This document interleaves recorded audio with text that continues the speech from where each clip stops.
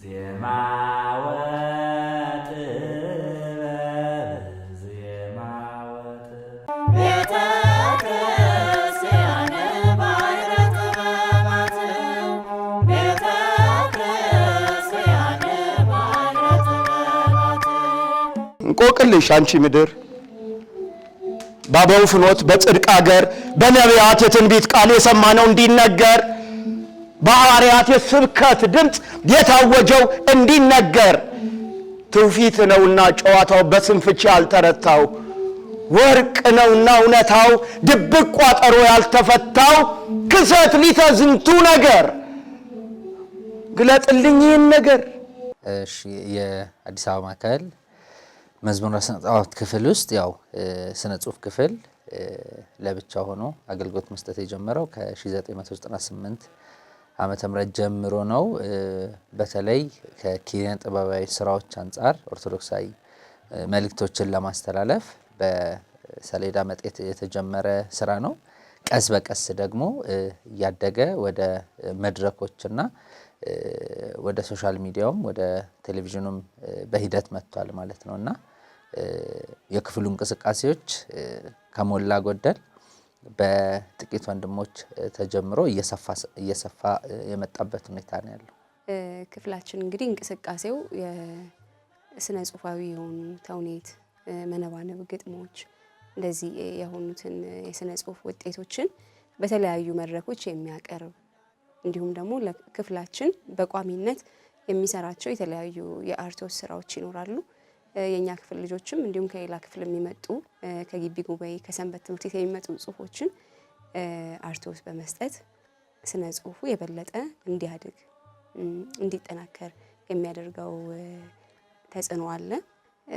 የስነ ጽሁፍ ተውኔት፣ መነባነብ የምንላቸውን ቀን ላይ ተገናኝተን የምንወስደው ሰዓት 1 ሰዓት 2 ሰዓት ሊሆን ይችላል እንደ ማህበረ ቅዱሳን አገልግሎት።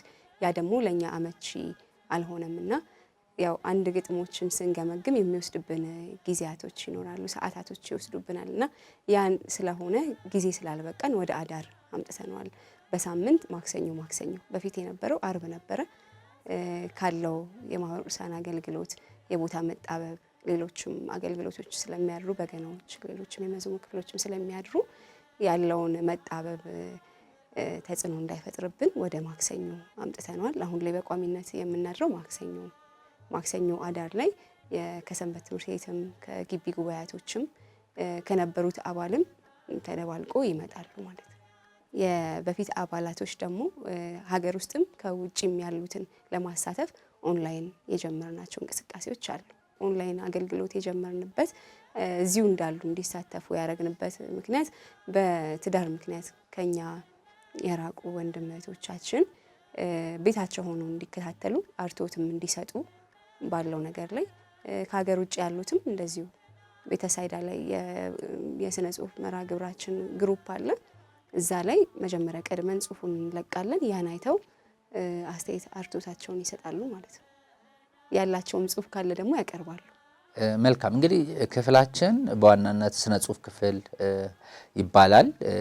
ነገር ግን በውስጡ 3 ንዑሳን ክፍላት አሉት። አንደኛው የስነ ጽሁፍ ዘርፍ ነው። በዚህ ውስጥ ግጥሞችን፣ መነባነቦችን፣ ወጎችን፣ ድርሰቶችን፣ ተውኔቶችን የሚጽፉ እህት ወንድሞችን የምናበረታታበት፣ ሂስ የምንሰጣጥበት፣ የምናዳብርበት አንደኛው ንዑስ ክፍል ነው። ሌላኛው ንዑስ ክፍል የተውኔት ክፍል ነው። በዚህ ክፍል ውስጥ ደግሞ የተጻፉ ተውኔቶችን የሚመደረክበት እንቅስቃሴ፣ ብሎኪንግ፣ መድረክ አያያዝ፣ ሆስት እነዚህ መርሃ ግብር መሪዎች ሁሉ የሚሰሩበት የሚቃኙበት ክፍል ነው። ይሄ ሁለተኛው ክፍል ነው። ሶስተኛው ክፍል የአርቶት ክፍል ነው። በዚህ ንዑስ ክፍል ውስጥ እነዚህ ሁሉ በእኛ ክፍል ውስጥ የሚያልፉ ጽሁፎች በአርታያን አይን ታይተው ክፍተታቸው፣ ጉድለታቸው፣ ጥንካሬያቸው ሁሉ የሚለይበት ነው። ስለዚህ በእኛ ክፍል ውስጥ ከሚሰሩ ስራዎች አንደኛው የዚህ የአርቶት ስራ ነው። እንዲሁም የስልጠና ስራ ነው። በእነዚህ በሶስቱም ውስጥ የተሻሉ እህት ወንድሞች ለሌሎች ደግሞ ስልጠና ይሰጣሉ። በስነ ጽሁፍ ዘርፍ፣ በተውኔት ዘርፍና በአርቶት ዘርፍ ማለት ነው። ስለዚህ ጥያቄ የሚጠይቁ ሰንበት ትምህርት ቤቶች በማህበረ ቅዱሳን በዋናው ማዕከልም በአዲስ አበባ ማዕከልም ደብዳቤዎች ሲመጡ ከስራ ጫና አንጻር ወደኛ የሚመጡባቸው አሉ። ከአዲስ አበባ ማዕከልና በቀጥታ ከግቢ ጉባኤያትም ወደኛ የሚላኩ ደብዳቤዎች አሉ። ለነዚህ ጊዜና ሁኔታን በማመቻቸት አንዳንዴም ያሉበት ቦታ ድረስ በመሄድ በሌላ ጊዜ ደግሞ በዚሁ በማህበረ ቅዱሳን ህንፃ ላይ በማመቻቸት ስልጠናዎችን እንሰጣለን። በሳምንታት ውስጥ የሚያልቁ ወይም በወርና በሁለት ወር ውስጥ በተለያየ የጊዜ ኢንተርቫል ውስጥ የሚደረጉ ስልጠናዎች አሉ። ይሄ ቲዮሬቲካል ብቻ ሳይሆን ፕራክቲካልም በተለይ የተውኔቱን እንዲሁም የስነ ጽሁፉን ፕራክቲካሊ የተማሩትን እንዲጽፉ የጻፉትን አርቶት እንዲሰሩ አርቶት የሰሩትን እንዲያቀርቡ በማድረግ በትወናውም ዘርፍ በዛው መልክ የተውኔት አላባያንን በእያንዳንዱ በድርሰት ውስጥ እንዲያዩዋቸው በገጸ ባህሪያት አሳሳል ውስጥ ቆመው ተንቀሳቅሰው መድረክ አያያዝ እንዴት እንደሚመስልና ገጸ ባህሪያት እንዴት እንደሚሳሉ በተለይ ኦርቶዶክሳዊ ስነ ጽሁፍና ኦርቶዶክሳዊ ተውኔት ደግሞ ከሌላው የዓለም ተውኔቶች ምንድን ነው የሚለያቸው ነገር፣ የትኛውን መስራት እንችላለን፣ የትኛውን በምን መልኩ መግለጽ እንችላለን፣ የትኛው ኦርቶዶክሳዊ ላህይን ተጠቅመን እንገልጸዋለን የሚሉት እነዚህን ፕራክቲካሊ የምናሰለጥንበትና ለብዙዎች ተደራሽ የሆኑ ባለፉት ጥቂት ዓመታት እኔ እንኳን በነበርኩባቸው ተደጋጋሚ ወደ ተለያዩ ቦታዎች ሄደን ስልጠና የተሰጠበት ነው። ስለዚህ እኛም ራሳችን መርሐ ግብራትን ከማቅረብ ባሻገር ሌሎች ደግሞ ጠንከር ያሉ መርሐ ግብራትን እንዲያቀርቡ የስነ ጽሁፍ ይዘታቸውን ከማሻሻል የትወና አቅማቸውን ከማሻሻል ባሻገር እንዲህ አይነት በየመድረኩም ደግሞ እየሄደን መድረኮችን የመሸፈን እድሎችም አገልግሎቶችም አሉ ማለት ነው።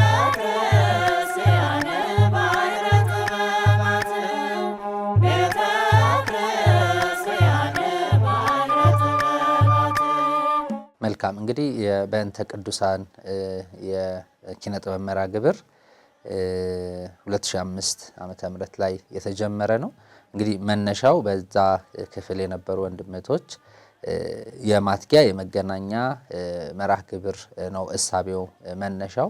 በዛ ውስጥ ግን ምን አይነት ቅርጽ ያለው መርሐ ግብር እናዘጋጅ፣ ምክንያቱም እንዲሁ እየተገናኙ ታዳሚያን እየጠሩ መርሐ ግብር ከማቅረብ ይልቅ አንድ ወሳኝ ርዕስ ይዞ ወይም መሰረታዊ ሀሳብ ይዞ በተለይ ደግሞ ቀጣይነት ያለው የማይቆም መርሐ ግብር ለማድረግ ነው የታሰበው።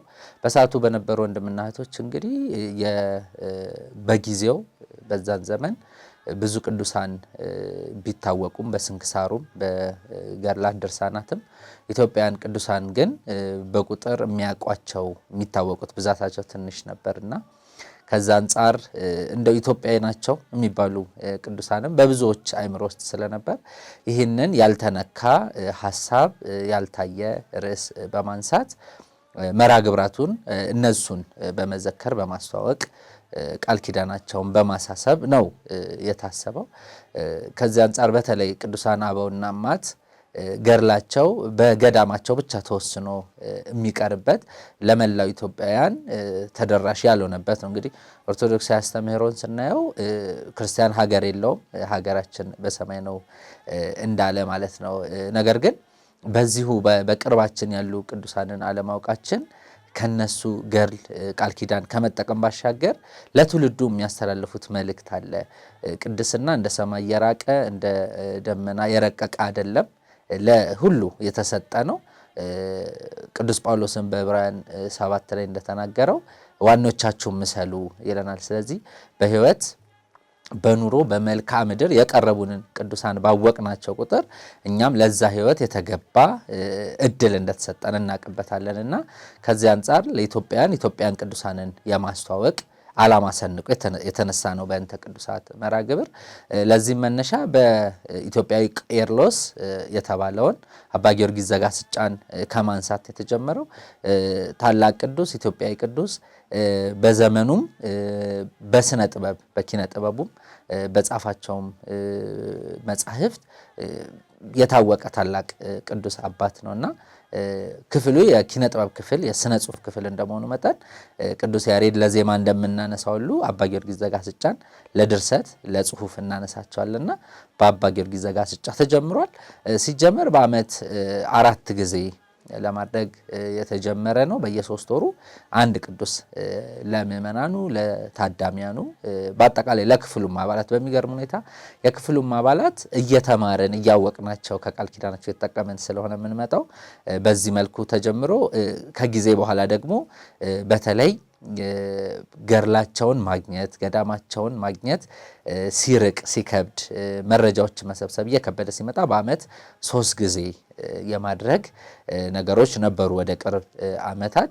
አንዳንድ ጊዜም በአንዳንድ ወንድም እህቶች ሕሊና ሁሉም ቅዱሳን ጋር ደርሰናል የሚል እሳቤም ስላለ ያንን ለማስተካከል መልሰን በዓመት 3 ጊዜ 4 ጊዜ የማድረግ ትግል ይደረጋል ማለት ነው። በዚህ ውስጥ ገዳማቱን የመጎብኘት አዳዲስ ገዳማትን የቅዱሳኑን ገርል የያዘውን ስዕላቸውን የማግኘት ገርላትን ለትርጉም ገርላቸው በግዕዝ የተጻፉትን ወደ አማርኛም እንዲተረጎም አቅጣጫ እስከ መስጠት እድሉን እስከ መክፈት የደረሰ ልዩ መርሃ ግብር ነው። ከሁሉም በላይ ደግሞ ከነዚህ ቅዱሳን የታዳሚያኑም የክፍሉም አባላት የሚያገኟቸው ቃል ኪዳን በረከት ደግሞ የበለጠ በሕይወታችን የሚገለጽ ነው ማለት ነው። ስለዚህ በእንተ ቅዱሳን ላለፉት 12-13 ዓመታት የቀጠለና ወደ 28 ቅዱሳን አባቶችና እናቶችን ያነሳንበት አንድ ጊዜ ደግሞ በእንተ ሀገሪትን ኢትዮጵያ አንድ ጊዜ በእንተ ቅድስት ቤተክርስቲያን በሚል ወቅቱን ያማከሉ 2 የኪነ ጥበብ መርሃ ግብራትን አድርሶ 30ኛው ላይ ደርሷል ማለት ነው። ለተለያዩ አገልግሎቶች ነው ማለት አሁን በእንተን ብቻ ያተኮረ አይደለም። በእንተ በራሱ አባላትን ማስጊያ ተብሎ የተጀመረ ስለሆነ ማለት ነው። ከዛ ውጪ የስነ ጽሁፍ መርሃ ግብሮች ሲዘጋጁ እንደ ማህበረ ቅዱሳንም ሲዘጋጃውን ቅዱስ ያሬድ ሲዘክሩ የዛን ላይ አብረን የማዘጋጀት ነገሮች ይኖራሉ። ሌሎችም የስነ ጽሁፍ መድረኮች ሲኖሩ ሚዲያ ላይም አጫጭር ጽሁፎች አጫጭር ድራማዎች ምናምን ሲኖሩ የምንሳተፍበት መርሃ ግብር አለ። ያው በእንተ ሲባል ግራ እንዳይጋቡ ተመልካቾቻችንም በእንተ ቅዱሳን ተብሎ የኢትዮጵያዊ ቅዱሳን በተለይ አብዛኛውን ጊዜ አሁን ላይ ኢትዮጵያዊ ቅዱሳንን አብዛኞቻችን አናቃቸውም። ገድላቸው ኖሮም ገድላቸው የጠፉ ቅዱሳንን ቦታው ድረስ በመሄድ አልፎ አልፎ ቦታው ድረስ መሄድ ባንችል እንኳን እዛ ገዳሙ ላይ ያሉትን ሰዎች በመጠየቅ ገድላቸውን የምናገኛቸውን ቅዱሳን እንዘክራለን። ያ ደግሞ የተጀመረው አባላቱን ለማትጋት ነው። የነበረው እንቅስቃሴ የተዳከመ ሲመጣ አባላቱን እንዴት እንሰብስብ ብለው ወንድመቶቻችን 2005 ላይ አባላቱን ለማትጋት እንዲሁም ጉዞ ይዘጋጃል። አብይ ጾም ላይ ኒቆዲሞስ ሊሆን ይችላል፣ ገብርኄር ላይ ሊሆን ይችላል። የዛኔ ኒቆዲሞስ ባዘጋጁ ሰዓት ደብረ ኤልያስ ራጉኤል እንጦጦ ራጉኤል እዛ በተሰበሰቡ ሰዓት አባላትን እንዴት እንሰብስብ የሚል ሀሳብ አምጥተው በእንተ ቅዱሳንን ያኔ ነው ሀሳቡ እዛ ቦታ ላይ ተጸነሰው ማለት ነው። ከዛ በኋላ ነው በእንተ ቅዱሳንን ብንዘክር አባላቱም ይመጣል ስነ ጽሁፍ ክፍሉም ያድጋል በሚል ምክንያት በእንተ ቅዱሳን የተጀመረው።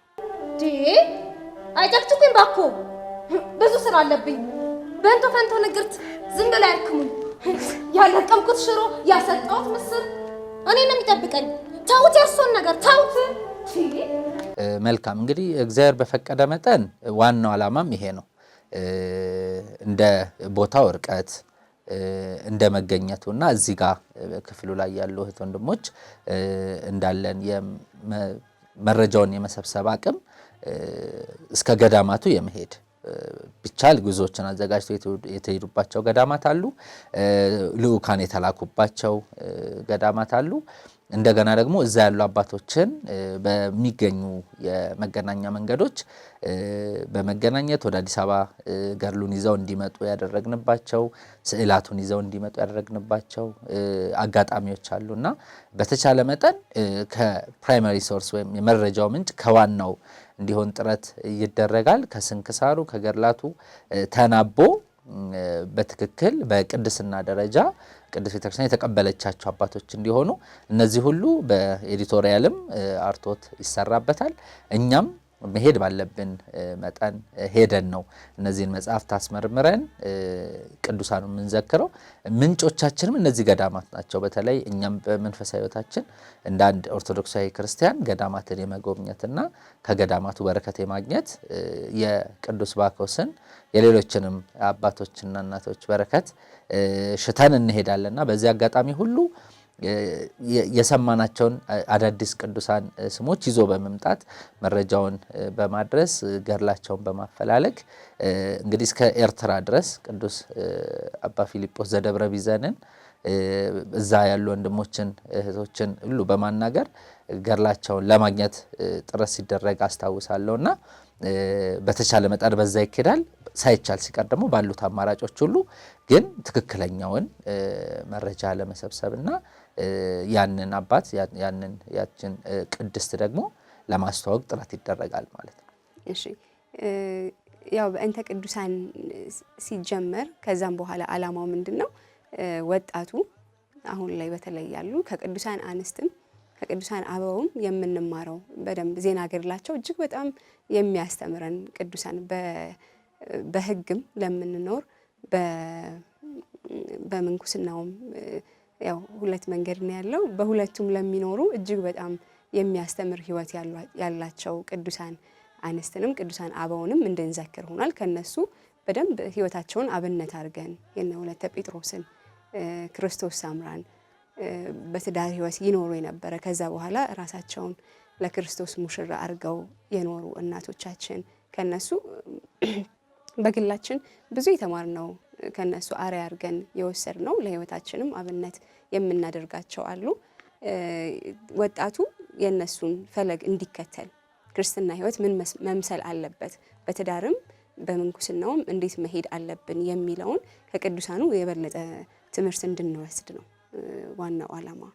መልካም እንግዲህ ከመርሃ ግብሩ ዓላማዎች መካከል ያልጠቀስኩት አንደኛው ታዳሚያኑ እነዚህን ቅዱሳን እንዲዘክሯቸው የሕይወት መንገዳቸው ማሳያ የአማላጅነት ምስክር እንዲሆኗቸው ከማድረግ ነው። ስለዚህ ፍቅራቸውን ጣዕማቸውን ማሳደር ይጠበቅበታል። የመርሃ ግብር በዋናነት ቅዱሳኑ በመርሃ ግብሮቻችን ይገኛሉ ብለን እናምናለን።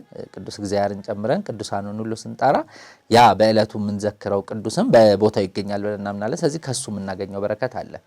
ስለዚህ እነዚህን በደንብ የሚያሰርጽ መርሃ ግብር ነው የምናዘጋጀው። በዋናነት ገድላቸውን፣ ታሪካቸውን፣ ስነ ታሪካቸውን የምንዘክርበት አንድ መርሃ ግብር አለ። ይሄ በትረካ መልክ ሙሉ ታሪካቸውን በአጭሩ የሚቀርብበት ነው። ከዛ ውጪ በግጥም በመነባነብ በወግ ከሚዘከረው ቅዱስ አንጻር የሚነሱ ኪነጥበባዊ መንገድ ወይም በሌላ እይታ በስድስተኛው የስሜት ሕዋስ ወይም በሶስተኛው ዓይን የታዩ ህዝቡ ወይም ታዳሚው ልብ ውስጥ ሊቀሩ የሚችሉ ሀሳቦችን እናነሳለን።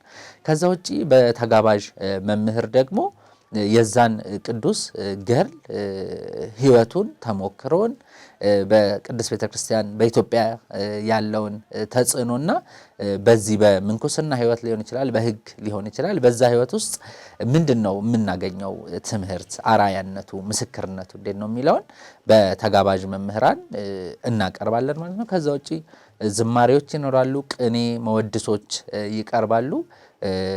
በመጨረሻ ተውኔቶች የሚቀርቡባቸው መርሃ ግብራት አሉ። ታዳሚያኑም የሚሳተፉባቸው፣ ግጥም የሚሞክሩባቸው፣ ጥያቄና መልስ የሚመልሱባቸው፣ በአጫጭር ማስታወሻዎች ደግሞ አስተያየታቸውን ሰብስበን ዝክሩን ተቀምሰን በዳቤም በዳቦም ቢሆን በንፍሮም ቢሆን ያው ቃል ኪዳናቸው ጋር የተያዘውን ነገር ማዕድ አዘጋጅተን በመብለ ስጋም በመብለ ነፍስም ቅዱሳኑን የምንዘክርበትና በብዙዎች ልብ ውስጥ እነዛን ቅዱሳን የምናሰርጽበት የመርሃ ግብር ቅርጽ ነው ያለን ማለት ነው። ያው ቅብብሉ በፊት ከቀደምቶቻችን የመጣ ነው እንዳልኩሽ። በእንተንም ሲጀምሩ አባላትን ማስጊያ ብለው ነው። ከዛ በኋላ የመጡትን ሰዎች አቴንዳንስ ይያዛል የዛን ጊዜ። ከዛ በኋላ ደግመው እንዲመጡ ያን አይተው ማለት ነው። ብዙዎቻቸው ሲመጡ የዛን ጊዜ እንዲህ አይነት መርሃ ግብር እያለ በጣም ብዙ ሰው ባለመኖሩ አዝነው የሚሄዱም አሉ። ከዛ በኋላ እንመጣለን ያሉ አሉ።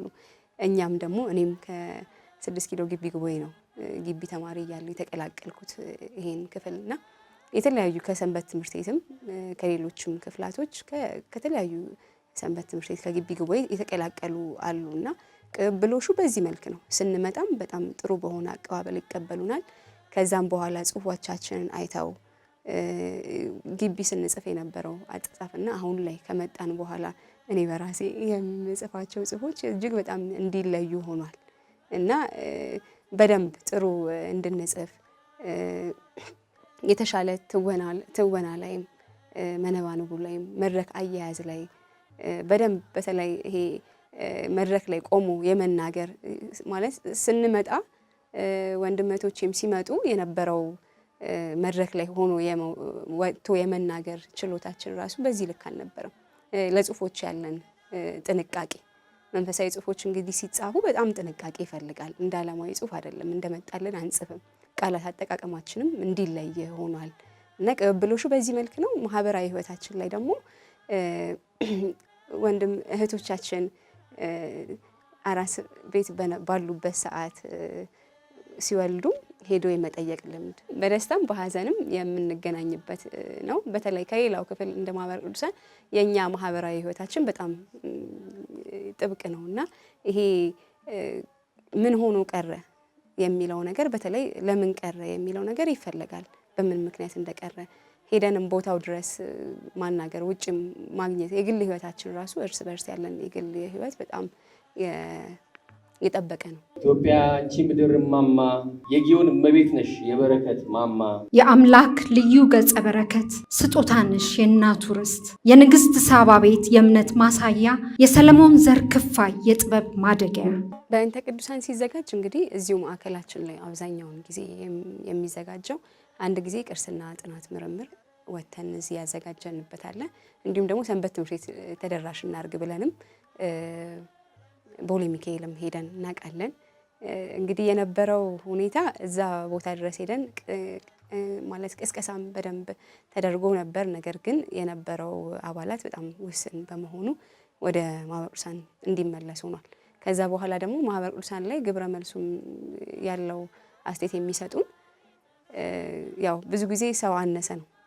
ይሄን መሰለ ፕሮግራም እያዘጋጃችሁ እኚህን የሚያክሉ በዚህ ልክ ቅዱሳን እየተዘከሩ ለምንድን ነው ሰው የሚያንሰው ነው አብዛኛውን አስተያየት ያለው ማለት ነውና ያንን ደግሞ በተቻለ መጠን እኛ ያለውን ነገር ቅስቀሳም እያደረግን የምንሄድበት ነገሮች አሉ። ከነበረው የተሻለ አሁን ላይ 30ኛው በእንተን ስናዘጋጅ የነበሩት አባላቶች በተለይ አሁን እዚሁ ማህበረ ቅዱሳን ላይ ራሱ ከክፍላት ከመዝሙር ክፍል ጋር ከሚዲያው ጋር ከስዕል ክፍላቶች ጋር ምናምን ተቀናጅቶ የመስራት ነገሩ እጅግ በጣም ጥሩ ስለሆነ ያንን ነገር አይተንበታል 30ኛው በእንተ ላይ ማለት ነው።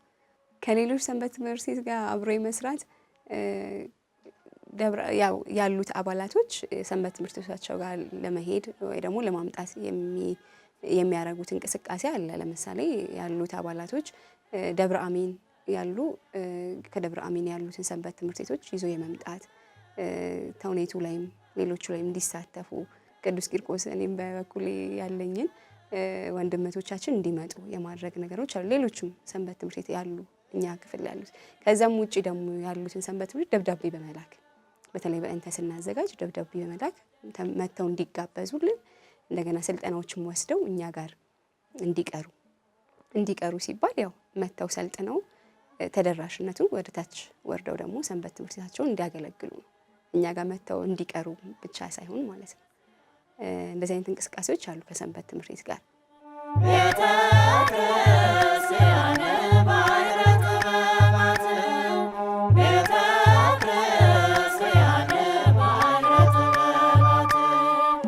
መልካም እንግዲህ ያው ኦርቶዶክሳዊ የኪነ ጥበብ ባለሙያዎች ምንጫቸው ቤተክርስቲያን ነች። ቢያምኑም ባያምኑም ማለት ነው። ለአብዛኞቹ ከልጅነት ከፊደል ቆጠራ ጀምሮ ሰው ፊት መናገርን በውዳሴ ማርያሙ ያለፉትን በሰንበት ቤት ያለፉትን ነው ዛሬ በኢትዮጵያ ኪነ ጥበብ መድረኮች ላይ የምናያቸውና ከዛ አንጻር በተቻለ መጠን እንደ አንድ መንፈሳዊ መድረክ እንደ አንድ የማህበረ ቅዱሳን ክፍላት እነዚህን አርቲስቶች በእንዲህ አይነት መርሃ ግብራት ላይ በመጋበዝ እነሱም ስነ ጽሁፎች እንዲያቀርቡ የራሳቸውም ስነ ጽሁፍ ይዘው መጥተው መድረኮችን እንዲሸፍኑ ጥረት ይደረጋል። እንግዲህ በዋናነት ዛሬን ሳይሆን ነገን ከነገ ወዲያን በማሰብ ውስጥ የሚደረጉ ስራዎች ናቸው እነዚህ። ምክንያቱም እነዚህ የኦርቶዶክሳውያን የኪነ ጥበብ ባለሙያዎች እውቅናን በተለያየ መንገድ አግኝተውታል። ከዛ በኋላ ግን ባገኙት እውቅና ቅድስት ቤተክርስቲያን ማገዝ፣ መርዳት፣ መንፈሳዊ መርሃ ግብራትን በመሳተፍ ደግሞ ኦርቶዶክሳዊ መንፈሳዊ ሀሳቦችን ማስተላለፍ አለባቸው። ከነሱ ብዙ ይጠበቃል ብለን እናምናለን። በእኛ በኩል መድረኩ ክፍት ነው። በምናውቃቸው እህት ወንድሞች በቅርብ እኛም ክፍል ባሉ ወደ ሙያው በደንብ ገብተው እንጀራቸው ወዳረጉ እህት ወንድሞች ጋር በመደዋወል እንዲሁ በየመርሃ ግብሮቻችን ጥሪ እናደርጋለን። ከዚህ በፊትም እነ አርቲስት ሰለሞን ሙሄ፣ እነ አርቲስት ፍሬህይወት መለሰ፣ እነ ታሪክ አስተራያ በዚሁ መድረክ ላይ ዝግጅቶችን አቅርበው ያውቃሉ። ይሄ ትናንት የነበረ ዛሬ የሚኖር ቀጣይም የሚኖር ነው። በዋናነት ግን እንዲሁ መርሃ ግብር አቅርበው እንዲሄዱ ወይም ያንን እንዲሸፍኑ ብቻ ሳይሆን ዓላማችን ባላቸው የቅዱስ ቤተክርስቲያን ማገልገል እንደሚችሉ እንዲረዱ በዚህም ለቤተክርስቲያን አንደበት እንዲሆናት በየሄዱበት በመርሃ ግብሮቻቸው፣ በፊልሞቻቸው፣ በድራማዎቻቸው ሁላ ይህን ኦርቶዶክሳዊ እሳቤ ኦርቶዶክሳዊ ስነ ልቦና አዳብረው በህይወታቸው እንዲያስተላልፉት ነው ዋናው ዓላማችን እንጂ እነሱን በመጠቀም ወይም እነሱን ወደ መድረክ በማምጣት ህዝብ የመሰብሰብ ዓላማ የለውም። እንደ ማህበረ ቅዱሳንም እንደ ክፍላችንም ዋናው ትልቁ ዓላማ ይሄ የገባቸው ኦርቶዶክሳውያን ወደዚህ መርሃ ግብር እንዲመጡ ነው። አንዱ ኪነ ጥበብ መሳቢያ ነው።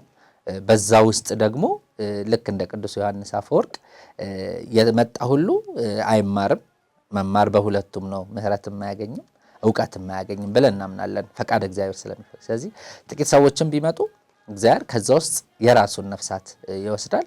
ብዙሃንም ቢመጡ ጥቂቶች ሊሆን ይችላሉ የሚያደምጡትና ከዚህ አንጻር የመድረክ መስፋት የመርሃ ግብር እንግዲህ ለዓይናችን ለስጋችን ብቻ ነው እንጂ ትልቁ ዓላማ ነፍስ ማዳን ነው። አንዲት ነፍስ ማዳን በሰማይ መላእክት ዘንድ ሰልፍ ስላለው ደስታ ስለሆነ ማለት ነው። ስለዚህ መርሃ ግብራችንን ከነዚህ የኪነ ጥበብ ባለሙያዎች ጋር እነሱም በህይወታቸው እንዲሰሩበት በመንፈሳዊታቸው እንዲበረቱ ይሄንን ደግሞ በዚሁ መድረክ ላይ ደግሞ እየመጡ መርሃ ግብራት እንዲያቀርቡ ጥረት እየተደረገ ነው። ይሄም ይቀጥላል ማለት ነው። ያው እንግዲህ መስፈርቱ ክርስቲያን መሆን ነው። ከዛ በኋላ እንደ ማህበረ ቅዱሳን አባልነት ጨርሶ ነው አንድ ሰው ወደ አገልግሎት የሚመጣው። ስለዚህ ለስነ ጽሁፍ ዝንባሌ ያላቸው ሁሉ ማንም ከሰንበት ትምህርት ቤት ከየትም ቦታ የመጡ ኦርቶዶክሳውያን ከመጡ በኋላ አባልነትን መጨረስ እዚሁ እያገለገሉ አባልነት መጨረስ ይችላሉ። ብቻ ግን ለስነ ጽሁፉ ዝንባሌ ያለው ዓለማዊ መድረክ ላይም ሊሆን ይችላል። ከመጡ በኋላ አብዛኞቻችን ያው በፊት ዓለማዊ ጽሁፎች ነበር ምንጽፈው እዚህ ክፍል ከመምጣታችን ግቢ ወይም ጆይን ከማድረጋችን በፊት። ስለዚህ መተው ስነ ጽሁፍ ኦርቶዶክሳዊ አጻጻፍ ስልትንም ስወናንም ሌሎቹንም ስልጠና እኛ ክፍል በራሱ ስልጠና የሚያሰለጥነው አለ። በተለያዩ በስነ ጽሁፍም በተውኔቱም ወንድምቶቻችን አሉ እየተካኩ ማለት ነው። ቅድም ይሄ የቅብብሎች ስራ እስካሁን ድረስ አለ እና ያንን ስልጠና ወስደው የሚሄዱበትም መንገድ አለ። ስለዚህ ዝንባሌውን ብቻ ያለው ሰው መምጣት ይችላል። አባልነቱን ከመጡ በኋላ መጨረስ ይችላል። እንግዲህ ቀደም ብሎም በኢትዮጵያ ታሪክም እንደሚነገረው ኪነ ጥበብ ቅድስት ቤተክርስቲያን ለዓለም ለኢትዮጵያ የሰጠችው ትልቁ አንዱ ስጦታ ነው። ኪነ ጥበብን በሌላ ጎን ደግሞ ስናየው ትውልድን ለማዳንም ለማጥፋትም ኃይል ያለው ነው። ለዚህ የምናነሳው ሎቱ ስብሐት ክብር ይግባውና ጌታችን መድኃኒታችን ክርስቶስን ፍጡር ነው ብሎ የተነሳውን አርዮስን ነውና አርዮስ መልእክቱን ሐሳቡን በዘመኑ ሲያስተላልፍ የነበረው በስነ ግጥም እንደነበር ይነገራል። ስለዚህ ስነ ግጥም በሰዎች አእምሮ ውስጥ ወይም ስነ ጽሁፍ በአጠቃላይ ኪነ ጥበብ በሰዎች አእምሮ ውስጥ ትልቅ ኢሜጅን ሐሳብን መቅረጽ የሚችል ነው። ስለዚህ ትውልድን ማዳንም ማጥፋትም ይችላል ብለን እናምናለን። እንደ አዲስ አበባ ማዕከል ኪነ ጥበባት ክፍልም በእነዚህ ሁሉ ዓመታት ውስጥ መርሃ ግብሩን ስናካሄድ የመጀመሪያው ከዚህ መርሃ ግብር መስፋት እና መጥበብ አንጻር የምናየው ታዳሚያችን ይሄ እኛ የምናውቀው የቅርባችን የማህበረ ቅዱሳን አባል በዚህ በ4 ኪሎ በ5 ኪሎ አካባቢ ያሉ እና ግቢ ጉባኤያት ናቸው ብለን ማመናችን እስካሁን ድረስ መርሃ ግብሩን በሰፊው እንዳንሄድበት አድርጎናል እንጂ ከሚቀርቡት ጽሁፎች ጥንካሬ አንጻር ከሚያቀርቡት እህት ወንድሞች የኪነ ጥበብ አቅም አንጻር ከዚህ በላይ መስፋት ነበረበት። ብለን እናምናለን። ስለዚህ ከዚህ አንጻር ለቀጣይ የሚታሰቡ በእቅድ ደረጃ በስትራቴጂ ደረጃ ሀሳቦች አሉ። እንዳጠቃላይ ግን አሁንም የመርሃ ግብራቱን ይዘት ከፍ ማድረግ፣ ወቅታዊ ጉዳዮች ላይ ጠንከር ያሉ መልእክቶችን ማስተላለፍ መቻል፣ እንዲሁም የማስታወቂያ እና የመልእክቱን ተደራሽነት ላይ ሰፊ ስራ መስራት፣ ወንድሞችን እነዚህ በመምህራንን መምህራን ወንጌልን፣ ዘማሪያንን፣ የኪነ ጥበብ ባለሙያዎችን፣ የሚዲያ አካላትን ሁሉ ተጠቅሞ ማስታወቂያዎችን መስራት ተደራሽ ማድረግ ይጠበቅብናል። ከዚህ ውጪ ደግሞ በዚህ መልክ የሚጠሩት እህት ወንድሞች ታዳሚያን ደግሞ እነሱን የሚችል ቦታ አዳራሽ ያስፈልገናል። ስለዚህ አዳራሹ ከግብአቶቹ ጋር በተሟላ መልኩ ጠንከር ብሎ በበጀትም በአቅምም ከፍ ያለ ዝግጅት ይፈልጋል። ከመርሃ ግብር ቅርጽ ጀምሮ የሚሰራው ማስታወቂያ በጣም አይካኒክ የሆነና ለአመታት ይዘነው የመጣ ነው። የኛው ከለር ስለሆነ ያንን ከፍ አድርጎ ማሳወቅ ማሳየት ለሌሎች ምሳሌ የሚሆን መርሃ ግብር ነው። በነገራችን ላይ በሆኑ አመታት በሆኑ ወንድሞች ተጀምሮ መልኩን ቀይሮ ሌላ ቅርጽ ይዞ ሌላ ዓላማ ይዞ የተነሳ ሳይሆን ያንን እንግዲህ የቀደመውን ነገር ይዞ እስካሁን ድረስ የመጣና የሚቀጥል ስለሆነ በተለይ በእንተ ቅዱሳት መርሃ ግብራችን በዚህ መልኩ ማሳደግ ይጠበቅብናል። እኛ አሁን ያለን እህት ወንድሞች ኃላፊነት አለብን። የትናንት ወንድም እህቶቻችን አስጀምረውልናል። በዚህ ውስጥ የምንጠራቸው ብዙ ወንድሞች አሉ፣ ብዙ እህቶች አሉና እንደ እንግዲህ በህይወትም ያሳዩን ያስተማሩን አቅጣጫ ያሳዩን ታላላቅ ወንድሞቻችን አሉ። እንደው በጠቅሰው ብዬ የማስበው አንድ ወንድማችን አለና በዲቁና አገልግሎት በዚሁ በክፍል ውስጥም በስነ ጽሁፍ፣ በትወና፣ በዳይሬክቲንግ በተለይም የመጻፍ አቅሙ ከፍተኛ ነውና እግዚአብሔር ፈቅዶና ወዶ መንገዱንም ለይቶ በምንኩስና ህይወት ውስጥ ነው ያለው። እስካሁን ግን ያኔ እዚህ ያለ የጻፋቸውን ጽፎች ሁላ እየተጠቀምን ነው። ማህበረ ቅዱሳንም በመዝሙር ደረጃ የተጠቀማቸው ግጥሞች አሉትና እንዲህ አይነት ወንድሞች አሉ። ሌሎችም በዓለማዊ መድረክ ላይ የምናያቸው እህት ወንድሞች በጋዜጠኝነት በሚዲያ ላይ እየሰሩ ያሉ እነዚህን ሁሉ አስተባብረን ይህንን መርሃ ግብር ከፍ ማድረግ ክፍሉንም ማጠናከር ይጠይቃል። እዚህ ውስጥ አዳዲስ ወንድሞችም እንዲቀላቀሉ በሩን መክፈት ከኛ የሚጠበቅ ኃላፊነት ነው ብዬ አስባለሁ። ቤተ ክርስቲያን ባሕረ ጥበባት ቤተ ክርስቲያን ባሕረ ጥበባት። እንግዲህ ከቀደምት ጀምሮ የነበሩ ተግዳሮቶች አሉ። እንግዲህ ክፍሉ ሲመሰረት በ1998 ላይ መዝሙርና ስነ ጥበባት ክፍል ላይ እንደ ንዑስ ክፍል ሆኖ ነበር የሚያገለግለው። ከዛ በኋላ ወደ ትምህርት ክፍል ሄደ። ትምህርታዊ ጽሁፎችና እንዲሁም ሰሌዳ መጽሔት ላይ የኛ ክፍል ጽሁፎችም እዛ ላይ ይካተቱ ነበር። ከዛ በኋላ ነው ትምህርት ክፍል ላይ በደንብ አገልግሎቱን አብሮ ካሳለጠ በኋላ ነው ብቻውን ስነ ጽሁፍ ክፍል አዲስ አበባ ማዕከል ስነ ጽሁፍ ክፍል ስነ ጽሁፍና ስነ ጥበባት ክፍል ተብሎ የመጣው። ከዛ በኋላ እንግዲህ በእንተን አባላትን ማስኪያ ተብሎ በእንተ ቅዱሳን ሌሎችም አብሮ ሲካሄድ የነበረው አዳር ላይ ሌሎችም ወተን የምናዘጋጃቸው መድረኮች ላይ ብዙ ተግዳሮቶች ገጥመውናል። ለምሳሌ ያክል አዳር ላይ ስንመጣ ሌሎች አባላቶች ከክፍለ ሀገር የመጡ ሰልጣኞች መምህራኖች በሚያድሩበት ሰዓት ፍራሹንም ላይኖር ይችላል፣ ላናገኝ እንችላለን። በእኛም ክፍተት ደግሞ የማናገኝበት ፍራሽ የማናገኝበት ጊዜያቶች አሉ። እንግዲህ አገልግሎቱን ጠልቆ የገባቸው ወንድመቶች መድረክ ላይ የሚያደርንበት ሲሚንቶ ላይ የሆነ ነገር አንጥፈን ያደርንበት ወንበር ላይም ቁጭ ብለን ያደርንበት አለና ያ ቢሆን ውጪ ላይ ወይ ደግሞ ዓለማዊ ቦታ ላይ ወይ ቤታችን ቢሆን ኖሮ ይቆረቁረን ነበር ወይ ምቾት ላይ ይሰማን ይችላልና እዚህ ቦታ ላይ ስንመጣ ግን ዓላማውን ስለሚገባን ቅዱሳንን ብለንም ስለምንመጣ የቅዱሳን ህብረት ያለበት ቦታም ስለሆነ እውነት ለመናገር ሲሚንቶም ምንም ሳይቀዘቅዘን የተነሳንበት መድረኩም ሳይቆረቁራቸው የተነሱ ወንድሞች አሉና በዚህ ልክ ፈተናዎች ይኖራሉ። መድረክ ላይ ስናዘጋጅ ሲስተም የሳውንድ ሊሆን ይችላል። ጽሁፎችም ወንድሞች እዛው መድረክ ላይም ይሄ ዲያሎጎችም የመጥፋት ነገሮች ይኖራሉ። ከዛ ውጪ ይሄ እንደ ሰውኛ ሐሳብ ሰው መጣ አልመጣ ትንሽ ሰው ነው ያለው ብዙ ሰው መጣልን አልመጣልን ተመልሰን ደግሞ ሞራላችን የሚወርቅበት አለና እንደ መንፈሳዊ ዓይን ስናየው የሚገኙት ከሰው ይልቅ ከኛ ይልቅ የሚገኙት ቅዱሳን እጅግ በጣም ቦታ ሊሰጣቸው ስለሚገባ በዚህ ልክ የጸናን ያለፍናቸው ነገሮች አሉ። ሰው ባለመምጣቱ እንደ ሥጋዊ ሐሳብ ደግሞ ለምን ይቀርበታል ይሄን በረከት የቅዱሳኑን በረከት ለምን ይቀርበታል ብለን ደግሞ ቁጭት ኖሮን ደግሞ ከሰንበት ትምህርት ቤትም ከግቢ ጉባኤያትም ከሌሎች መድረክም ምዕመኑ እንዲመጣና እንዲሳተፍም ያደረግናቸው ነገሮች አሉ። ከዚህም በኋላ በተሻለ መጠን ቅስቀሳውን እያጠናከርን ሚዲያው ላይም ሶሻል ሚዲያው ላይም በደንብ ተደራሽ ለማድረግም እያሰብን ያለን ነገሮች አሉ።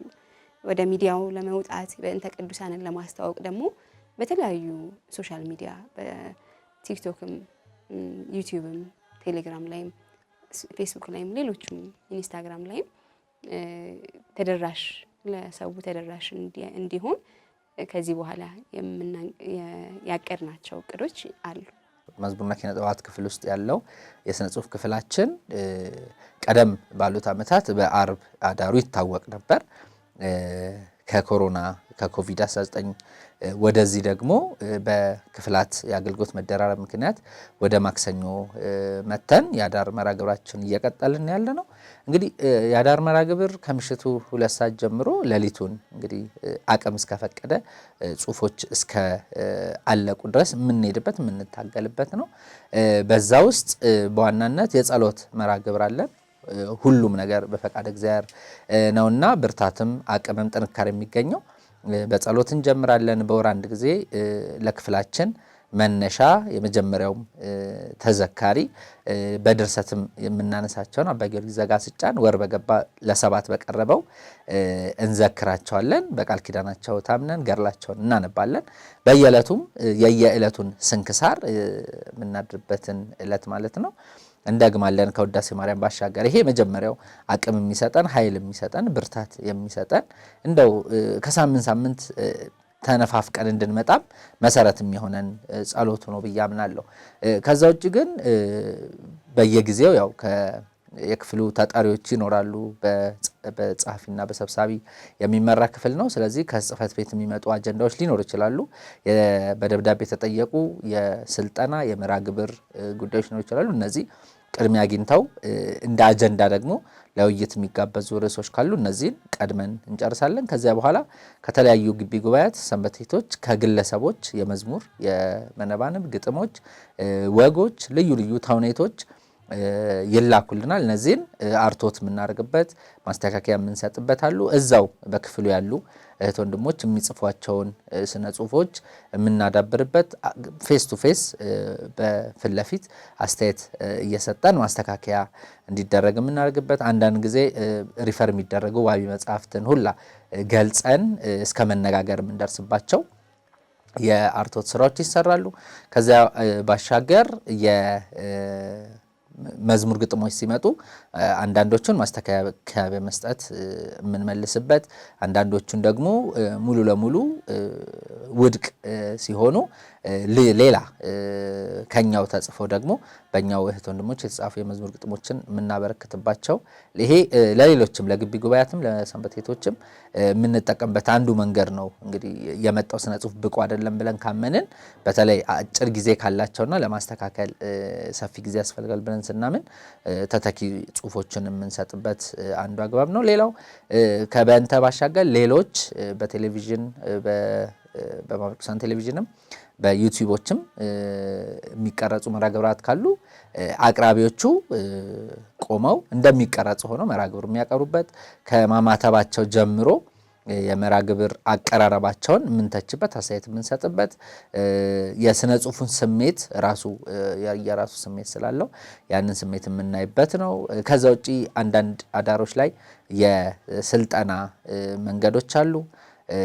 በተለያየ እንግዲህ በስነ ጽሁፉም በአርቶቱም በተውኔቱም ለክፍል አባላት ስልጠና የተሰጡባቸው አዳሮች አሉ። ከዛ ውጪ አንዳንድ ጊዜ ደግሞ ወይም ደግሞ በአመት 2-3 የህይወት ውይይቶች ይደረጋሉ። እንግዲህ መሰረታችን ክርስትና ነው። በቆምንበት ክርስትና ነው ክርስቶሳዊነትን ልንሰብክ በኦርቶዶክሳዊ ስነ ጽሁፍ ልናስተምር ልንማር የምንችለውና ከዛ አንጻር መንፈሳዊ ሕይወታችንን የምንገማገምበት አስተያየት የምንሰጣጥበት የምንረዳዳበት ይሄን እንዴት አለፋችሁት እየተባባልን ፈተናዎቻችንን የምናልፍበት ከታላላቅ ወንድሞች መርሃ ግብር አለ። እንግዲህ እነዚህ ሁሉ ቀድሞ የመጡ በጣም ብዙ ዓመታት አብረውን የቆዩ በትዳርም ውስጥ ሆነው እየመጡ የሚጎበኙን እህት ወንድሞች አሉ። ከዛ ውጪ ትንሽ የሰነባበቱ ወንድሞች አሉ። ጀማሪም ደግሞ በቅርቡ የተቀላቀሉ እህት ወንድሞች አሉና እነዚህ በማሰባጠር የልምድ ልውውጦች የሚደረጉበት ከመንፈሳዊ ዓለማችን ባሻገር በሚኖረን ደግሞ የስራ፣ የትዳር፣ የቤተሰብ ህይወት ውስጥ ያሉንን አቅሞች የምናይበት አንዱ አንዱን የሚረዳበት የሚያግዝበት አቅጣጫ የሚያሳይበት ነው። የአዳር መርሃ ግብር በራሱ የተለየ ፍቅርና መከባበርን የምናይባቸው መርሃ ግብራት ናቸውና ይሄ በየሳምንቱ እየተነፋፈቅን ለኪነ ጥበቡ ወይም ለስነ ጽሁፉ ካለን ፍቅር ጋር አብሮ ፍቅረ ቢጽም የሚዳብርበት ነው። አንዳንድ ጊዜ ደግሞ በዛው የትዳር አጋራቸውን ያገኙት ወንድሞችም ማሳያ ምሳሌዎቻችን ናቸው። ብዙዎቹን በተክሊል በቁርባን ድረን እግዚአብሔርን ያመሰግንባቸው ጊዜያት አሉ ማለት ነውና የአዳሩ መርሃ ግብር ይህን ይመስላል። በክፍሉ እንግዲህ ወቅታዊ ነገሮች ይኖራሉ። በየጊዜው የሚነሱ ወቅታዊ ነገሮች አሁን ለምሳሌ ከሰሞነኛው ከስዕል አድኖ ጋር ተያይዘው የመጡ ነገሮች አሉና እንደዚህ አይነት ነገሮችም ስነ ጽሁፋዊ በሆነ መንገድ ድራማቲክ በሆነ መንገድ አጫጭር ፊልሞችን ለማኅበረ ቅዱሳን ሚዲያም እንደ ማኅበረ ቅዱሳንም በስነ ጽሁፍ ክፍል ተደራሽ እንዲሆን በየቲክቶኩም በየዩቲዩቦችም ሌሎችም ሚዲያ ላይ በደንብ ተደራሽ ለማድረግ አጫጭር ጽሁፎች ከሰንበት ትምህርት ጋር ያለን ነገሮች ደግሞ እንዲጠናከር እዛም ሄደን ዝግጅቶች ሲኖሩ አሁን ላይም አለ። ቅዱስ ቂርቆስም እኛ ባለንበት በተለይ አቅራቢያችን ባሉ ሰንበት ትምህርት ቤቶች ሄደን የምናገለግልበት መድረኮች አሉ።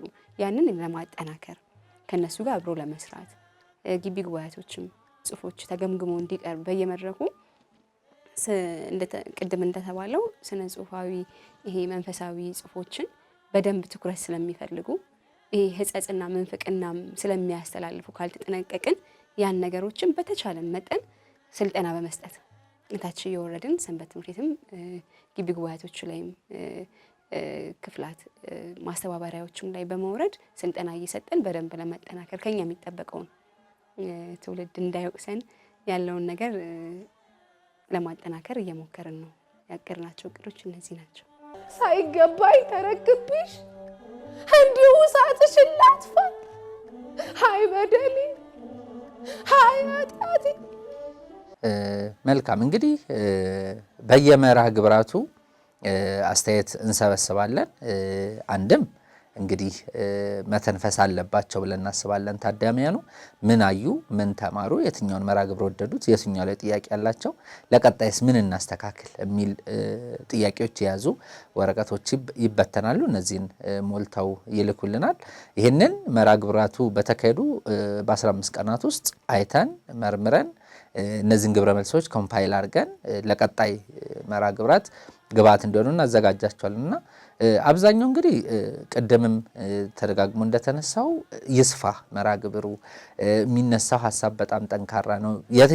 ሌላ ቦታ የሌለ ነው። እንግዲህ ባየነው ልክ እንዲህ ኢትዮጵያዊ ቅዱሳንን በልዩነት ቅዱሳን አንስትን ቅዱሳን አበውን የሚዘክር መርሃ ግብር አላየንምና ብዙዎች ሲመጡ ተደንቀው አመስግነው ያዩዋቸውን ክፍተቶች ከዝግጅት አንጻር ከቦታ ጥበት ከመርሃ ግብራቱ መሰናሰል አንጻር የሚሰጡን አስተያየቶች አሉ። እነዚህን የተቀበልን ከስር ከስር የማስተካከል በመርሃ ግብር መሪዎች በመርሃ ግብር አቅራቢዎች አንዳንድ ጊዜ በጤና እክልም በተለያዩ ጉዳዮችም የሚቀሩ እህት ወንድሞችን እዛው ልምድ ባላቸው ወንድሞች የመተካካቱ ነገሮች ስላሉ እነዚህ ነገሮች እንግዲህ በታዳሚያኑ ተስተውለው የሚኖሩ ክፍተቶችን ቶሎ ቶሎ በቀጣይ መርሃ ግብራት እያረምን የመጣንባቸው አጋጣሚዎች ነው ያሉት። እንደ አጠቃላይ ግን ብዙዎች የሚደነቁበት የሚደሰቱበት ሰምተው የማያውቋቸውን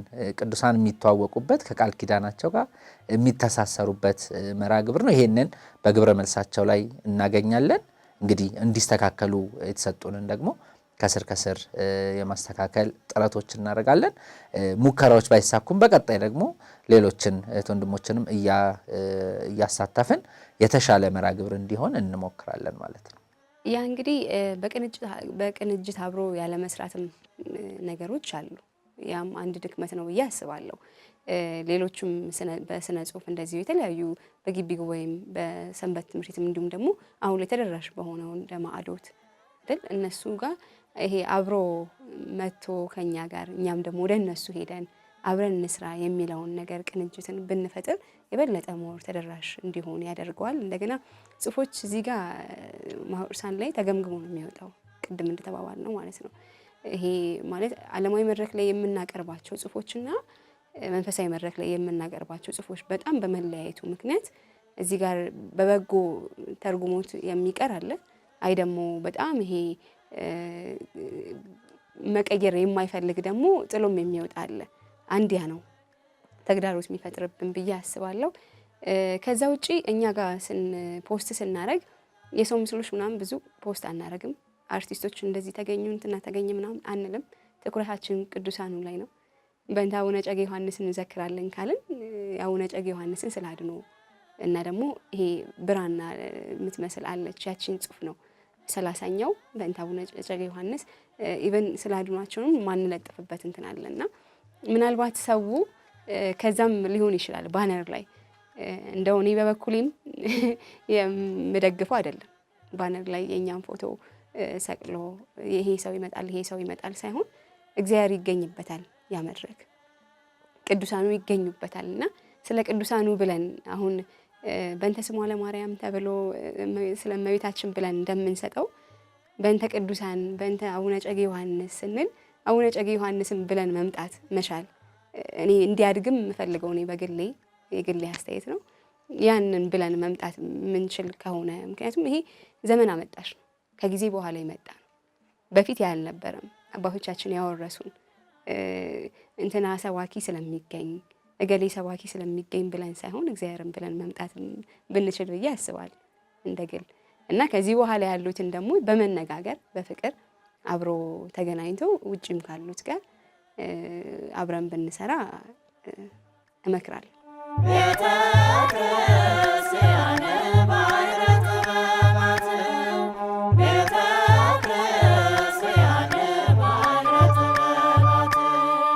እኔ በራሴ ያው እንቅልፍ በጣም ያስቸግረኛልና ስመጣ የእጅ ስራዎችን እየሰራው ሹራቦች፣ ስካርፖች ምናምን እየሰራው ነው የምከታተለውና ያንን እንግዲህ በጣም ብዙ በበጎ እንትን ስንል እዛው ያዙኝ ነበረ። ከስነ ጽሁፍ ክፍል ከመጣውበት ዓላማ ባሻገር ማለት ነው በዛው የታዘዝኩኝ ቢዝነስም እንሰራ ነበር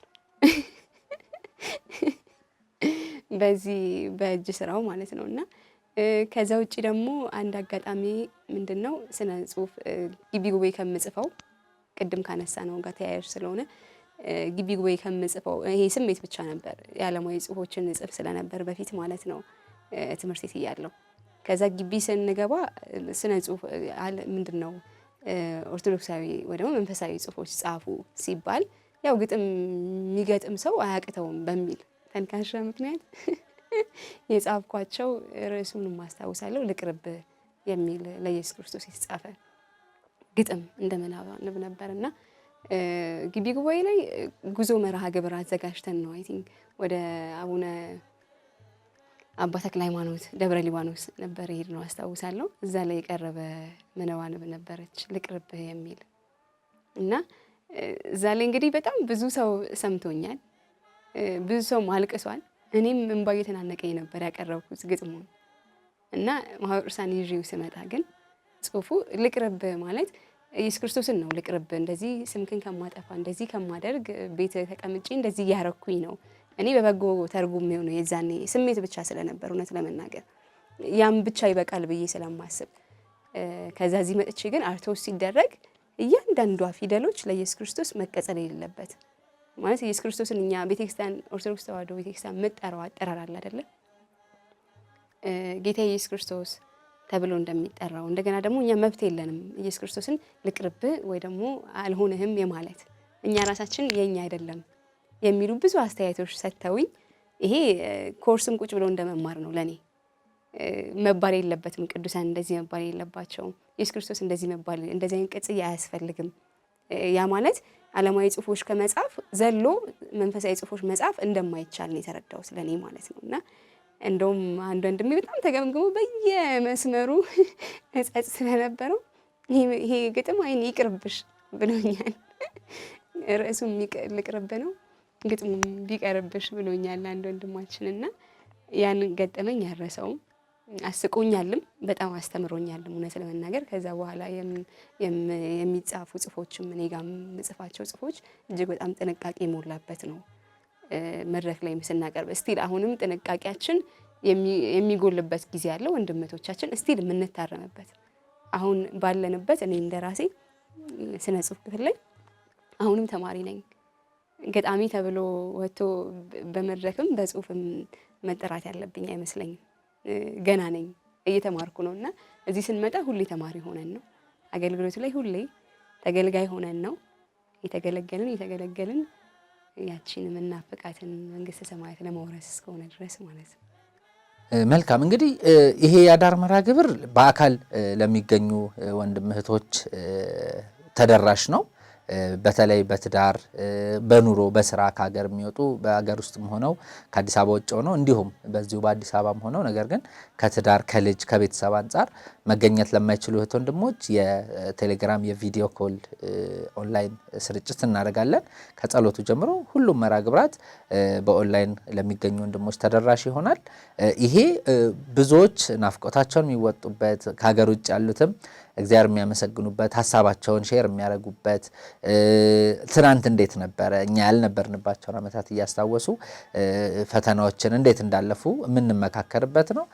ከዚሁ ጋር በተያያዘ በተለይም በሰሜን አሜሪካ ማዕከል 30ኛውን የበእንተ ቅዱሳት መርሃ ግብር አባ ዮሐንስ ወይም ቅዱስ ዮሐንስ ዘጸገሮን የጨጌ ዮሐንስን የዘከርንበት መርሃ ግብር በድጋሚ ለሰሜን አሜሪካ ማዕከል በቨርቹዋል መርሃ ግብር አቅራቢዎቹ ተዘጋጅተው በቨርቹዋል መንገድ ለነሱ መርሃ ግብሩ የተደገመበት ነው። ይሄ ለዛሬ በሰሜን አሜሪካ ይጀመር እንጂ ሌሎች የክፍሉ አባላት ባሉባቸው ክፍለ ሀገራት ወይም ክፍለ ዓለማት እየቀጠለ መርሃ ግብሩ እዚህ ብቻ ሳይሆን በተቻለ መጠን ለሁሉም ተደራሽ የሚደረግበት ነው። የእነሱንም ግብረ መልስ አይተን ከዚህ በፊትም ያደረግንላቸውን መርሃ ግብራት እነሱም የሰጧቸውን አስተያየቶች በማሳደግ ለቀጣይም ከዚህ በተሻለ መርሃ ግብራትን በቨርቹዋል የማድረግ አቅም የምናዳብርበት ነው።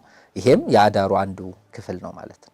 ግፍህ ጽዋው ሞልቶ ያው ደጅ ፈሰሰ፣ ታጥበህ አታልፈውም ካባህ ደም ለበሰ። እውነት ደጅህ ቆሞ በርህን ሲያንኳኳ፣ እልፍኝህ ታጠነ ውሸት አመሰኳ።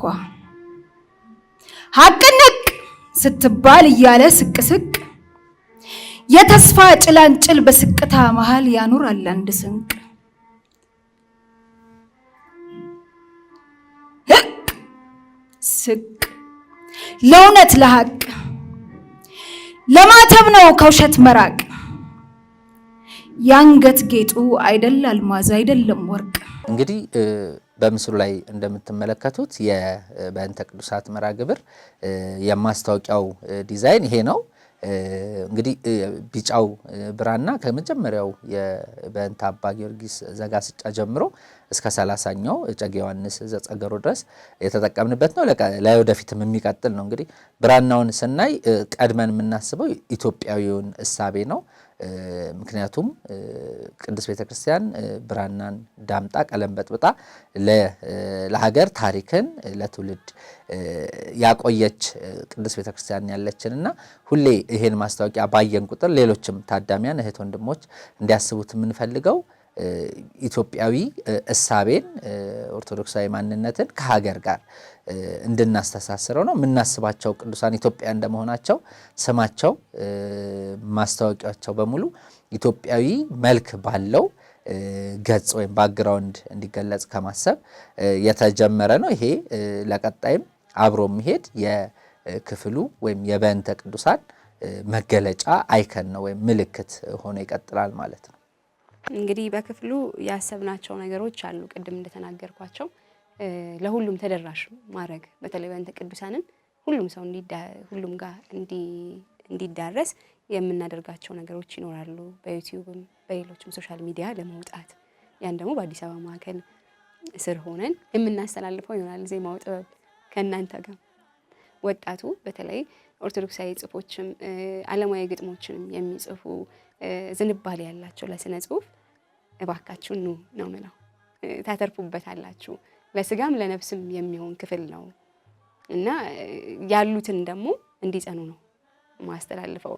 ትንሽ ነን ወይ አነስን ተብሎ መሄድ ወይ ደግሞ ሌላ ክፍል ላይ ጆይን ማድረግ ሳይሆን ባለንበት ጸንተን ከቅዱሳን በረከት እንድንካፈል በስጋይም በመንፈሳዊም እጅግ የበለጠ ጎበዝ ጸሐፊ፣ ገጣሚ፣ ሀያሲ ሆነን ለቤተ ክርስቲያንም አልፎም ለስጋዊ ሕይወታችን የሚጠቅመን ቦታ ስለሆነ በሄድንበት ቤተ ክርስቲያን እንድናስጠራ ባለን መክሊት እንጠቀም ነው ምለው።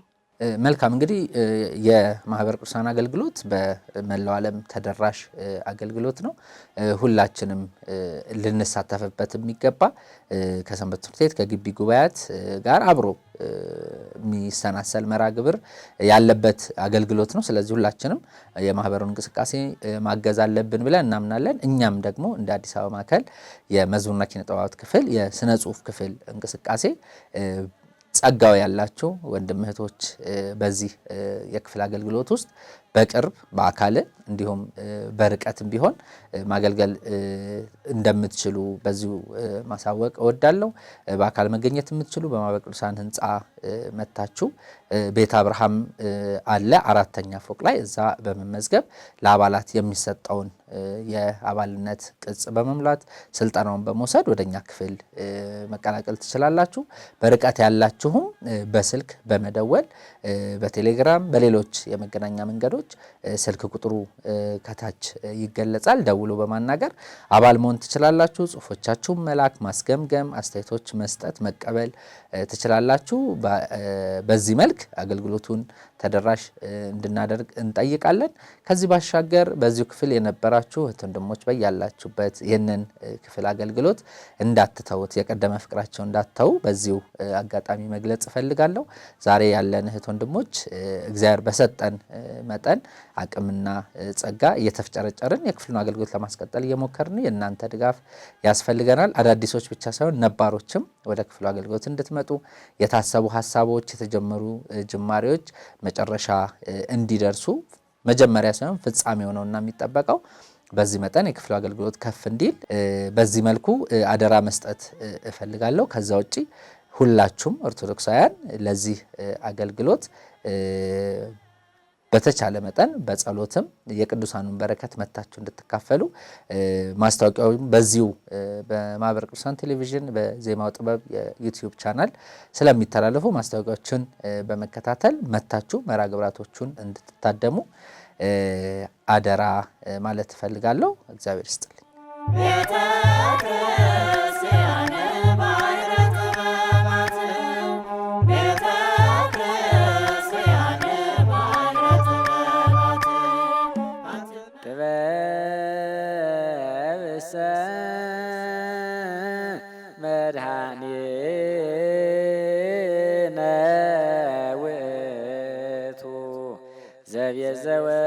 ዘቤዘወነ በጥብሐ ሥጋሁ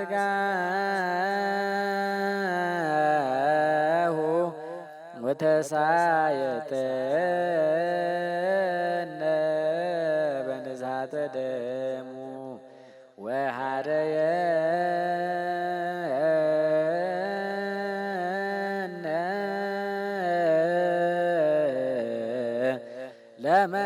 ለመንግሥቱ